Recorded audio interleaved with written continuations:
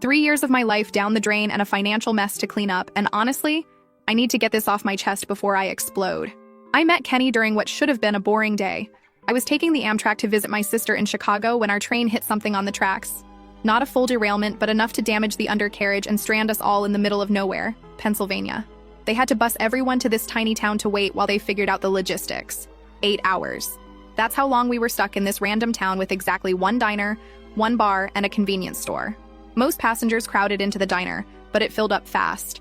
I ended up at the bar next door with my overnight bag, ordering whatever sad sandwich they had and scrolling through my phone to let my sister know I'd be late.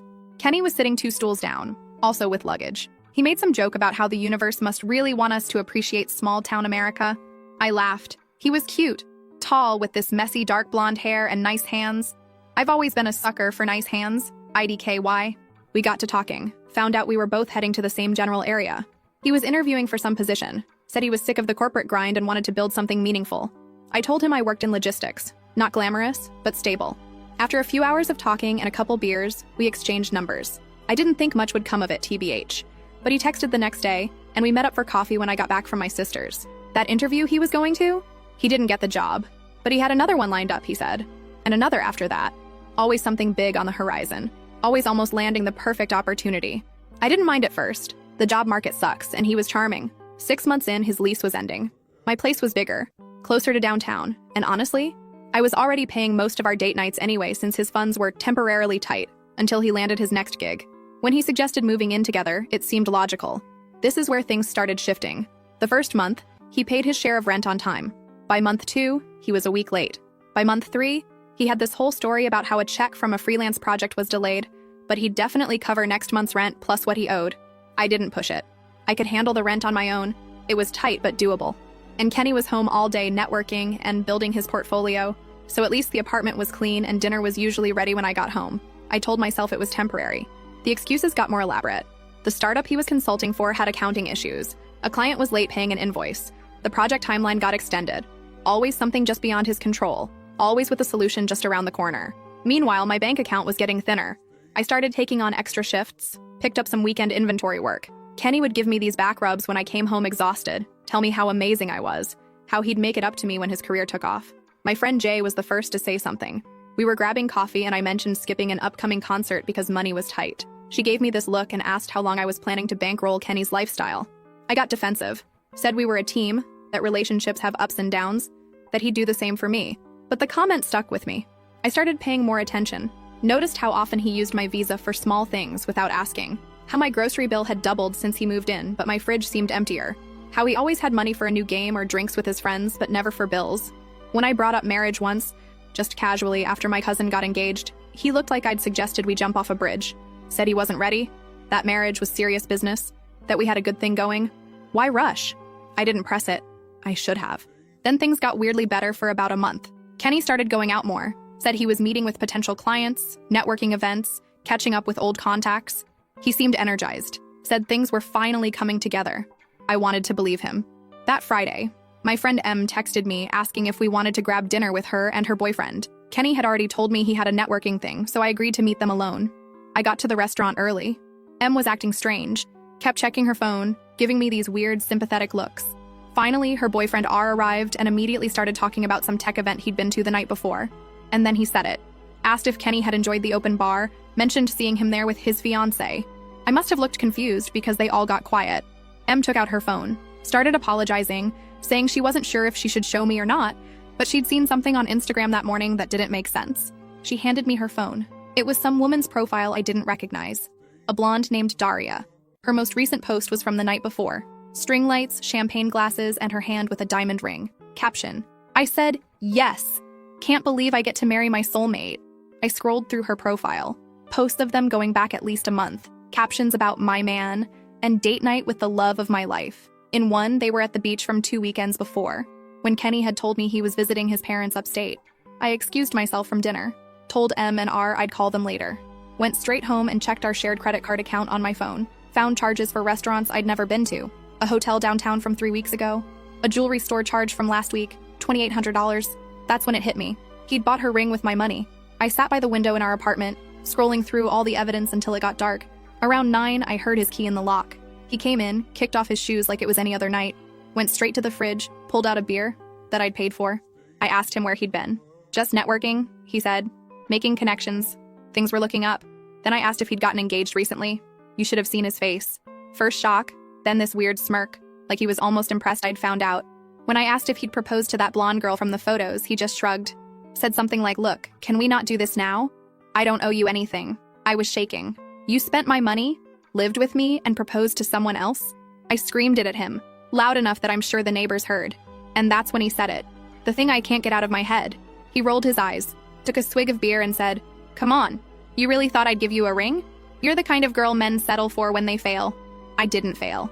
I don't remember consciously deciding to hit him, but suddenly my fist connected with his chest. Hard.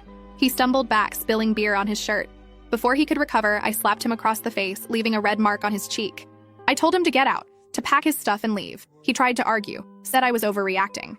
I grabbed his backpack from the hook by the door and started shoving whatever I could reach into it. His charger from the counter, some t-shirts from the clean laundry pile. Threw it at him and told him if he wasn't gone in 5 minutes, I'd call his new fiancée and tell her everything. That got him moving. He grabbed some essentials, mumbling about coming back for the rest later. I told him to coordinate with the landlord because I wouldn't be letting him in again. He slammed the door on his way out. I changed the locks the next day, put his remaining stuff in trash bags by the dumpster, blocked his number, his email, his social media. But the nightmare wasn't over. When I checked my accounts more carefully, I realized how bad the damage was. Over $2,700 charged to my cards in just the last 2 months. Subscriptions I never approved, restaurant tabs that would make you sick, and the ring. That fucking ring that wasn't even for me. I called the bank, but most charges were too old to dispute. They were made with a card he was authorized to use after all. I'd been so stupid.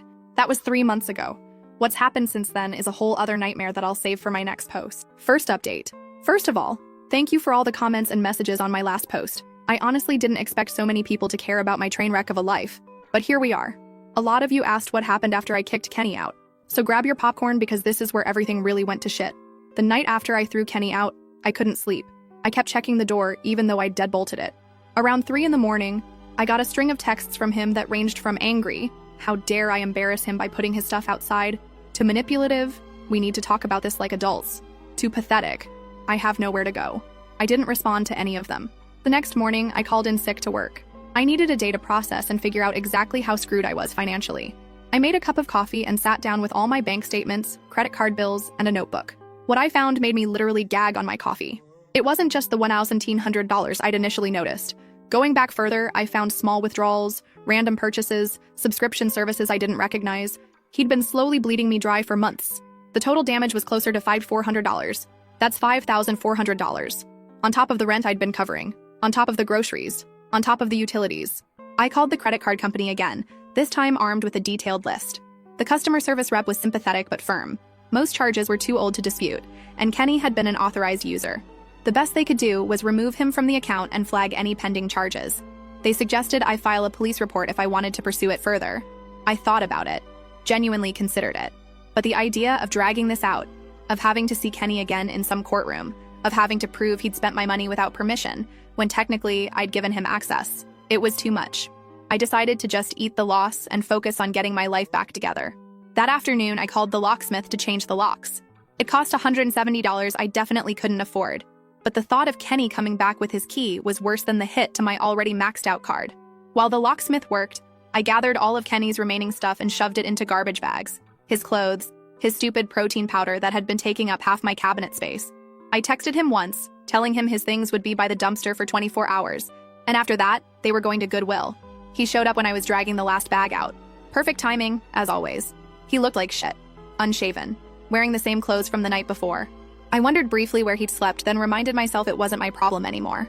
He tried to talk to me, saying there were things I didn't understand, that Daria wasn't what I thought, that he'd been planning to break it off with her. I just kept walking past him with the bags. When he grabbed my arm to stop me, I yanked away so hard I scraped my elbow on the brick wall. I told him if he touched me again, I'd call the cops. That shut him up, but I could feel him watching me as I went back inside. The locksmith finished 20 minutes later, handed me my new keys, and I finally felt like I could breathe in my own apartment again. The next week at work was a blur. I was exhausted, jumping every time my phone buzzed and making stupid mistakes that my supervisor kept pointing out. By Friday, I'd caught up on some missed deadlines, but I was running on empty. My friend Jay invited me out for drinks, saying I needed to rejoin the land of the living. but I couldn't afford it. I made up an excuse about being tired. The following Monday, I was called into my manager's office. I thought it was about the inventory report I'd screwed up the week before, but it was worse. Much worse. They were restructuring. My position was being eliminated. They gave me 2 weeks' notice and an insulting severance package that wouldn't even cover next month's rent. I didn't cry in the office. I nodded, signed the papers, and walked back to my desk like everything was normal. Then I locked myself in the bathroom stall and had a silent panic attack for 20 minutes. That night, I called my mom. We're not super close. She lives in Florida with her second husband, and we talk maybe once a month. But I needed to hear a parent tell me things would be okay. She was sympathetic, but not exactly helpful. Said I should never have let Kenny move in without putting a ring on it first. Asked if I'd considered moving back home until I got back on my feet. Moving back to Florida to sleep on my mom's pull-out couch and listen to my stepdad's political rants? Hard pass. I spent my 2-week notice applying for every job I could find. Sent out 73 applications. Got 6 responses, all requesting second-round interviews that never materialized. The rejection email started filling my inbox by the day I cleaned out my desk. The first week of unemployment, I still had a routine. Wake up, apply for jobs, make a cheap lunch, apply for more jobs, go for a walk to save on heating, make dinner, watch something on YouTube, sleep, repeat. By week 2, my bank account was down to 3 digits. I canceled Netflix, started taking shorter showers, ate ramen and eggs for most meals. I called the electric company to work out a payment plan, called my landlord and promised the rent would be a few days late. He wasn't happy, but said he'd wait until the 15th before charging a late fee. The 15th came and went. I sold my nice watch on eBay, sold some clothes on Poshmark, listed my TV on Facebook Marketplace but got only lowball offers. Then my phone buzzed with a text from a number I didn't recognize. It was Kenny. He'd gotten a new phone or was using someone else's. Said he needed to talk to me, that Daria had found out about us and broken things off, that he was sorry and wanted to explain. I blocked that number too, but it rattled me. Not because I cared about his problems, but because it reminded me how spectacularly I'd failed at judging character. I'd let this man into my life, into my home, given him access to my finances, and he'd seen me as nothing more than a convenience. A backup plan. Someone to use. By the end of the month, I was desperate. My landlord had started leaving voicemail messages about the rent. My electricity had been shut off for 48 hours before I scraped together enough to pay the minimum to get it turned back on. I'd eaten nothing but plain rice for 3 days straight because it was all I had left. I finally swallowed my pride and applied for temporary assistance. The process was humiliating. Filling out forms detailing every aspect of my financial life, waiting for hours in an overcrowded government office, being told I made too much at my previous job to qualify for immediate help. They gave me a list of food banks instead. The next day, I went to one. Stood in line with my ID and proof of address, accepted a box of canned goods and nearly expired bread with a smile that felt like it might crack my face. Carried it home on the bus, feeling like everyone was staring at me even though nobody cared. That night, I got an email. It was from a small warehouse that needed temporary help during their busy season. The pay was less than half what I'd been making, but it was something. I replied immediately, had a phone interview the next morning, and started the following Monday. The work was physically brutal. 8 to 10 hours on my feet, lifting boxes, scanning inventory, working in either freezing cold or stifling heat depending on which section of the warehouse I was assigned to. My hands developed calluses, my back ached constantly, and I came home too tired to even think about applying for better jobs. But I made enough to pay part of the rent. Still not all of it. But my landlord agreed to another extension as long as I paid the late fees.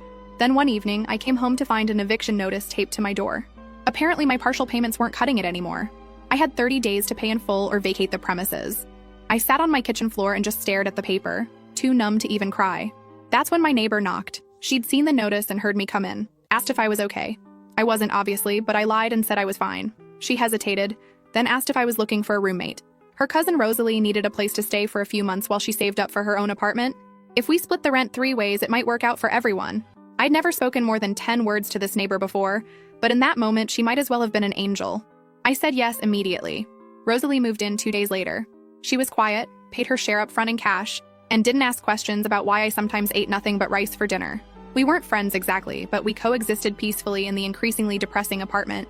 With Rosalie's contribution, I managed to pay off enough of the back rent to stop the eviction process. I was still drowning in credit card debt, still working a job that paid barely above minimum wage, still eating like a college student during finals week. But I wasn't homeless, and that counted for something. Then one day, about 3 months after I'd kicked Kenny out, I was rushing to catch the bus to work when I collided with someone on the sidewalk. I stumbled back, mumbling an apology without looking up. Then I heard my name. It was Kenny, standing there like he'd been waiting for me. He was wearing a fast food uniform, the kind with the hideous polo shirt and visor. I tried to walk around him, but he stepped in my way. Said he'd been trying to reach me, that he needed to talk to me. that he'd made a huge mistake. I noticed his phone was an ancient model, not the latest iPhone he'd always had before. Karma's a bitch, I guess. I told him I was late for work and pushed past him. He called after me, saying he'd come back, that he'd make things right. I didn't look back, just ran for the bus and made it just as the doors were closing. That night, I couldn't sleep. Not because I missed him or wanted him back, but because I was afraid he'd figured out where I lived, that he'd show up again. I wedged a chair under my bedroom doorknob even though I knew it was paranoid. The next morning, there was a letter in my mailbox. No stamp, just my name scrawled across the front. I recognized Kenny's handwriting immediately. I didn't open it, just tore it up and dropped the pieces into different trash cans on my way to the bus stop. But I knew he wouldn't give up that easily. And I was right. Second update. Thank you for all the supportive comments. Reading them during my bus rides to work has been one of the few bright spots lately. Some of you have asked for more details about what happened after Kenny started showing up again. So here goes nothing. After I tore up Kenny's letter, I thought maybe he'd get the hint. He didn't. For the next 2 weeks, I'd spot him randomly, across the street from my apartment building, at the bus stop near work, once even at the laundromat where I'd started going because our building's machines were too expensive. He never approached me directly, just watched. Sometimes he'd wave or try to catch my eye. I'd pretend not to see him and walk faster. My temporary warehouse job turned into a nightmare pretty quickly. The managers kept extending shifts with zero notice, so I'd come in expecting to work 8 hours and end up staying for 12. My feet were constantly swollen, and I developed this sharp pain in my lower back that never really went away. But I couldn't afford to quit, so I just took whatever ibuprofen I could find in the apartment and kept going. Rosalie noticed. One night I came home and literally couldn't stand up straight. She was making some kind of soup and offered me a bowl. It was the first actual homemade food I'd had in weeks that wasn't plain rice or ramen. We sat at the kitchen table, and for the first time, we actually talked. Turns out Rosalie had her own Kenny story. Different name, same bullshit. It was weirdly comforting, knowing I wasn't the only idiot who'd trusted the wrong person. We started having dinner together when our schedules aligned. Just whatever we could cobble together from our sad pantry and the discount section at the grocery store. But it helped. Then one morning in late November, I woke up feeling like someone had hit me with a truck. My throat was on fire, my head was pounding, and I could barely get out of bed. I called work, croaking through an explanation. My supervisor sighed heavily and reminded me that temp workers don't get sick days. If I didn't come in, I might not have a position when I felt better.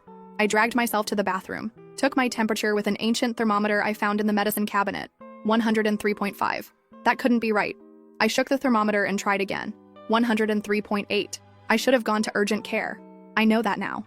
But urgent care costs money, and I had exactly $27 in my checking account to last until payday. So I took more ibuprofen, bundled up in every layer I owned, and somehow made it to the bus.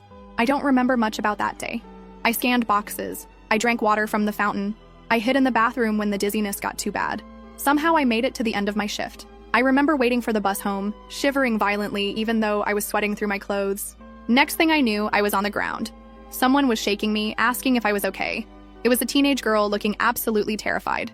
I'd apparently passed out at the bus stop. She helped me sit up, asked if she should call someone. I said no, I was fine, just tired. I wasn't fine, at all. I made it onto the bus somehow. Made it back to the apartment building. Made it up the 3 flights of stairs by basically crawling. And then I collapsed on the living room floor, still in my coat and boots. That's where Rosalie found me when she got home from her evening shift. She later told me she thought I was dead at first. I was so pale and barely breathing. She managed to get me into bed, forced me to drink water, and put cold washcloths on my forehead all night. By morning, my fever had broken, but I felt like I'd been run over. Twice. Rosalie had already called my work, telling them I had pneumonia and wouldn't be in for at least 3 days. I tried to protest. We both knew I'd probably lose my job, but she shut me down immediately. Said no job was worth dying for, especially one that paid so little. She was right, but being right doesn't pay rent. I spent the next 2 days in bed, drifting in and out of sleep, worrying about money every time I was conscious enough to worry about anything. On the 3rd day, my phone rang. It was the warehouse. I expected to be fired, but instead, the HR person was calling to check on my pneumonia and let me know about their short-term disability policy. Apparently, Rosalie had not only called in sick for me, but had also marched down to the warehouse in person, demanding to speak to someone about employee benefits. She'd raised enough hell that they'd actually looked into their own policies and found that even temp workers qualified for some basic protections. I got 5 paid sick days. 5. Not enough to fully recover, but enough to avoid ending up back on the floor of a bus stop. When Rosalie got home that evening, I cried. Actually cried. It was the first time anyone had fought for me in, I don't even know how long. When I went back to work, things were different. My supervisor kept giving me the side eye, probably waiting for me to collapse again. But my co-workers, people I'd barely spoken to before, kept checking on me, making sure I took breaks, offering to help with the heavier loads. Word had gotten around about the girl whose roommate raised hell with HR. Meanwhile, the Kenny situation took a new turn. The random sightings stopped, but the texts increased. He'd somehow gotten a new number again, or was borrowing phones, and would send these long, rambling messages about how much he missed me, how Daria had ruined his life, how he'd been thinking about where it all went wrong. I blocked each new number as it came, but it was exhausting. Jay suggested I change my number entirely, but that meant paying a fee I couldn't afford. So I just kept blocking and ignoring. December rolled around, bringing even more financial stress. The warehouse was busier than ever with holiday orders, which meant more hours but also more physical strain.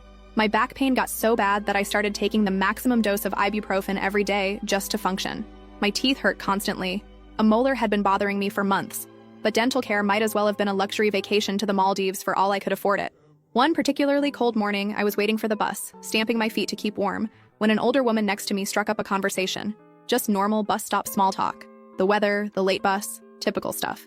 Then she mentioned she worked at a medical office down the street. I nodded politely, not really paying attention until she said something about their warehouse needing reorganization. I probably looked desperate because I immediately asked if they were hiring. She seemed surprised but gave me the office manager's name and suggested I drop by with my resume. I thanked her, not expecting much. Random bus stop connections rarely pan out, but I was desperate enough to try anything. That evening, I updated my pathetic resume and printed a copy at the library. The next day, I took a detour on my lunch break and walked into the medical office, asking for the manager by name. I expected to be told to apply online or to leave my resume with the receptionist. Instead, I was ushered into a small office where a harried-looking woman was eating a sandwich at her desk. She glanced at my resume, asked about my background in logistics, and then jumped straight to when I could start organizing their supply area. It wasn't a full-time position, just 20 hours a week to start, handling medical supply inventory and deliveries. But it paid $3 more per hour than the warehouse, the hours were flexible, and it involved actual skills instead of just physical labor. I accepted on the spot. For the next few weeks, I worked both jobs, mornings at the medical office, evenings at the warehouse. It was brutal, but for the first time in months, I could actually pay my bills on time. I'd come home exhausted, eat whatever Rosalie had made. She'd taken to cooking for both of us when she realized how much my health had deteriorated, and collapse into bed. By mid-January, I'd saved enough to quit the warehouse job. My last day, I felt nothing but relief as I turned in my badge. My supervisor seemed genuinely surprised. I think they'd expected me to just keep tolerating the terrible conditions indefinitely. One of my coworkers gave me an awkward side hug and said she was happy I'd escaped. The medical office job wasn't glamorous, but it was steady. The office manager kept finding more hours for me as I proved myself reliable. By February, I was working 35 hours a week and had even been given a small desk in the back where I could track inventory on an ancient desktop computer. With regular paychecks coming in, I started tackling the mountain of debt Kenny had left me with. $20 here, $50 there. It wasn't much, but watching the balances slowly decrease gave me a sense of control I hadn't felt in months. Rosalie and I settled into a comfortable routine. We weren't best friends or anything, but there was a mutual respect and understanding between us. She'd started dating someone new, a quiet guy, and sometimes he'd join us for dinner. It was nice to have someone else in the apartment who wasn't Kenny-shaped. Things were looking up, slowly. My back still hurt, my tooth still throbbed occasionally, but I was making it, one step at a time. Then came Valentine's Day. I'd been deliberately ignoring all the heart-shaped decorations in stores, the romantic commercials, the couples planning special evenings. Rosalie and her boyfriend were going out, so I had the apartment to myself. I'd planned a thrilling evening of frozen pizza and whatever was new on Netflix. I was halfway through my sad pizza when someone knocked on the door. Not a normal knock, a persistent, almost desperate pounding. I froze, pizza slice halfway to my mouth. It had to be Kenny. No one else would be that dramatic. I tiptoed to the door and looked through the peephole. Sure enough, there he was, holding what looked like flowers and a small box. I backed away from the door, hoping he'd think no one was home. He knocked again, then called my name, said he knew I was in there, that he'd seen the light under the door, that he just wanted to talk, to explain, to make things right. I remained silent, my heart hammering in my chest. After what felt like forever, I heard him sigh. Something hit the floor outside. The flowers, I assumed, and then footsteps walking away. When I was sure he was gone, I cracked the door open. There was a bouquet of grocery store roses on the floor, along with a small velvet box and a card. I should have just kicked it all back into the hallway and closed the door. But curiosity got the better of me. I picked up the box first. Inside was a ring. Not an engagement ring, but a simple silver band with a tiny stone that might have been a diamond, but was probably cubic zirconia. The card said, "I know I can't undo what I did, but I want to start making it right. This is the ring I should have given you instead of her. I've changed. Please call me." I stood there in the doorway, looking at this pathetic attempt at redemption, and felt nothing. Not anger, not sadness, not even disgust, just emptiness. This man had wrecked my life and thought a cheap ring would fix it? I dropped the ring and card into the trash can by the elevator, left the flowers for anyone who might want them, went back to my apartment, locked the door, and finished my now-cold pizza. The next morning, I woke up to a text from an unknown number, Kenny again asking if I'd gotten his gift. I didn't block this one. Instead, I replied with 2 words, move on. Then I blocked that number too. February turned to March. The medical office continued to give me more responsibilities and hours. I paid off one of my smaller credit cards entirely. Rosalie and I repainted the living room on a Sunday afternoon, covering the dingy beige with a soft gray that made the whole apartment feel cleaner somehow. My mom called, surprised that I sounded more like myself. She even offered to help with my dental work if I'd come visit for a weekend. I was still hesitant. My stepdad and I had never gotten along, but the idea of finally addressing my aching tooth was tempting. And Kenny? He finally seemed to get the message. The texts stopped. The random appearances stopped. I occasionally checked Daria's Instagram and saw she'd moved on with someone new. Kenny's account had been dormant for months. I was rebuilding, slowly, painfully, but steadily. Not back to where I was before. I don't think I'll ever be that person again, but somewhere new, somewhere stronger, if more cautious. Final update. Life went on. My hours at the medical office increased to full-time with actual benefits. I finally got that aching tooth fixed during a weekend visit to my mom's. Rosalie and I renewed the lease on the apartment, even though she was spending most nights at her boyfriend's place by then. My credit score inched up. I started putting a little money aside each month for emergencies. I even went on a date or 2, though nothing serious. Trust doesn't come back easily once it's been shattered. Then, last month, I got a text from Jay. She'd bumped into Kenny at a coffee shop. Said he'd asked about me, but in a respectful way. Mentioned he was moving to Pittsburgh for a fresh start. I thanked her for the info, but didn't think much of it. Kenny moving away seemed like the best outcome for everyone, which is why I was completely thrown when I opened my apartment door last week and found him standing there, holding a small gift bag. My first instinct was to slam the door in his face, but he looked so different, clean-cut, healthier, wearing clothes that actually fit. He held up his hands immediately, like he could sense my panic, and said he wasn't staying, that he was on his way out of town and just wanted to drop something off. I reluctantly took the bag. Inside was a small box and an envelope. The envelope contained $1,500. The box contained a ring. The ring. The one he'd bought for Daria with my money. The one I'd seen in that Instagram post that started this whole nightmare. He explained that when Daria left him, she'd thrown the ring at him. He'd kept it, initially planning to pawn it, but never got around to it. He wasn't giving it to me as some weird romantic gesture. He was returning something that was technically mine, since I'd paid for it. And he wanted me to decide what to do with it. Keep it, sell it, throw it in the river. Kenny said he had a job lined up in Pittsburgh, that he'd continue sending payments until he'd repaid everything he owed me, that he was genuinely sorry for everything, especially for the cruel things he'd said when I confronted him about Daria, that I deserved so much better, and he hoped I'd found it, or would find it soon. And then he left. Just a simple wave, and he was gone. I took the ring to a jeweler the next day. It wasn't worth nearly what Kenny had paid for it. The stone was smaller than it appeared in photos, and the setting was mass-produced. I got just under $1,000 for it, which went straight into my savings account. So that's it. That's the end of the Kenny saga. I'm doing okay now. The medical office gave me a small raise last month. Rosalie did move in with her boyfriend, but I found a new roommate through a colleague, a quiet grad student who pays on time and doesn't steal my food from the fridge. My back still acts up sometimes on rainy days, a souvenir from my warehouse days. My credit score is still recovering.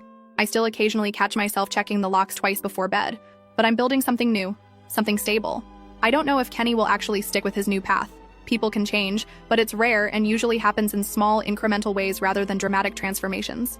Maybe he'll follow through on repaying me, maybe he won't. I've learned not to build my plans around other people's promises. Thank you all for the support through this mess. Your comments helped more than you know on days when I felt completely alone. I probably won't update again. This chapter is finally closed, but I'm grateful for the virtual shoulders to lean on when I needed them most.